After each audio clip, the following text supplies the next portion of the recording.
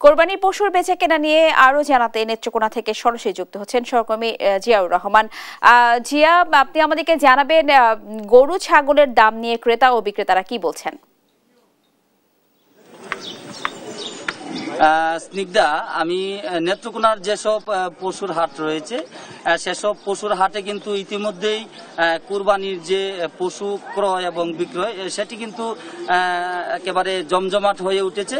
তো আমরা নেত্রকোনার যে জেলা প্রশাসন তাদের সাথে কথা বলে আমরা জানতে পেরেছি যে এই জেলায় কিন্তু অন্তত 150টির মতো স্থায়ী এবং অস্থায়ী পশুর হাট বসেছে। তো আমি এই মুহূর্তে যে জায়গাটিতে আছি সেটি হচ্ছে কেন্দ্র পৌর শহরের একটি ঐতিহ্যবাহী পশুর হাট। এটি একটি স্থায়ী পশুর হাট, সেনের বাজার পশুর হাট।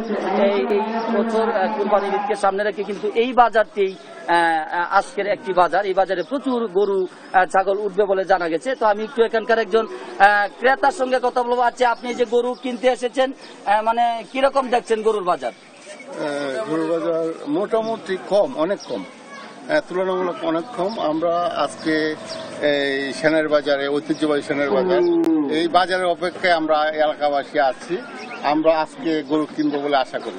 আমরা দেখছিলেন একজন ক্রেতা কিন্তু বলছিলেন যে তিনি গরু দেখছেন, তার পছন্দ হলে কিন্তু তিনি গরু কিনবেন।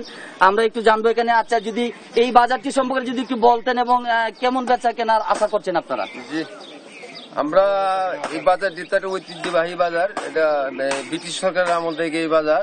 এই বাজারে বেচা কিনা অত্যন্ত সুন্দর এবং সুষ্ঠুভাবে বেচা কিনা হয়, সবসময় হয়ে থাকে। আজকেও আমরা আশা করছি যে প্রচুর পরিমাণে গরু আসতে শুরু করেছে। এইমাত্র দুই তিনটা ট্রাক ভর্তি গরু আসছে, তারা এই বাজারে নিয়ে আসতেছে।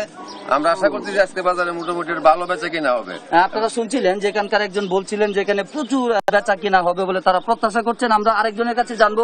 এই যে আমরা শুনলাম একটি ঐতিহ্যবাহী বাজার, তো এই বাজারটি কি কি বারে জমে? এটা প্রতি সোমবার এবং শনিবার এবং মঙ্গলবার, সপ্তাহে 2 দিন কেন্দ্র এই যে সেনের বাজারের হাট বসে।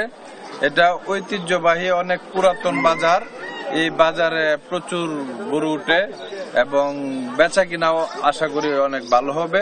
এই গরু এখন সকাল 11টা বাজে গরু আসতে শুরু করছে। 2টা পর্যন্ত গরু আসবে, 2টার পর থেকে বেচা কিনা শুরু হবে। আপনারা শুনছিলেন। আমরা একটু চেষ্টা করবো একজন গরুর মালিকের সঙ্গে। আমরা জানবো যে আপনি গরু নিয়ে এসেছেন, কিরকম দাম হচ্ছে কিংবা কিরকম দামে বিক্রি করবেন বলে প্রত্যাশা করছেন? আমি এই গরুর দাম প্রত্যাশা করছি 1.5 লাখ টাকার মতন হলে বিক্রি করব। আপনারা শুনছিলেন যে এখানে আমরা এতক্ষণ কথা বলেছি এই হাটের যারা ক্রেতা বিক্রেতা রয়েছেন এবং স্থানীয় বাসিন্দা রয়েছেন, তারা কিন্তু বলছিলেন। তবে আমি যে বিষয়টি জানতে পেরেছি যে এবছর কিন্তু আপনার দেশীয় গরুরতে বাজার ভরপুর এবং বিশেষ করে মাঝারি আকারের যেসব গরু রয়েছে সেসব গরুর চাহিদাটা একটু বেশি। আর তুলনামূলক অন্যান্য বছরের চেয়ে দাম কিন্তু খুব একটা যে অস্বাভাবিক বেড়ে গেছে তা কিন্তু না, দাম অনেকটাই কম রয়েছে বলে জানতে পেরেছি। আর একেবারে যে বড় আকারের গরুগুলো রয়েছে সেসব গরুর চাহিদা কিন্তু একেবারেই কম, কারণ বড় গরুর যে ক্রেতা কিন্তু খুব সীমিত, যে কারণে বড় গরুগুলো যারা লালন পালন করেছেন তারা কিন্তু বিভিন্ন দূর দূরান্তে নিয়ে এই বড় ষাঁড় গরুগুলোকে বিক্রি করতে হয়েছে। আমরা জেলা প্রাণী সম্পদ কর্মকর্তা এবং জেলা প্রশাসনের সঙ্গে কথা বলে জানতে পেরেছি যে তারা প্রত্যেকটি বাজারে কিন্তু আইনশৃঙ্খলা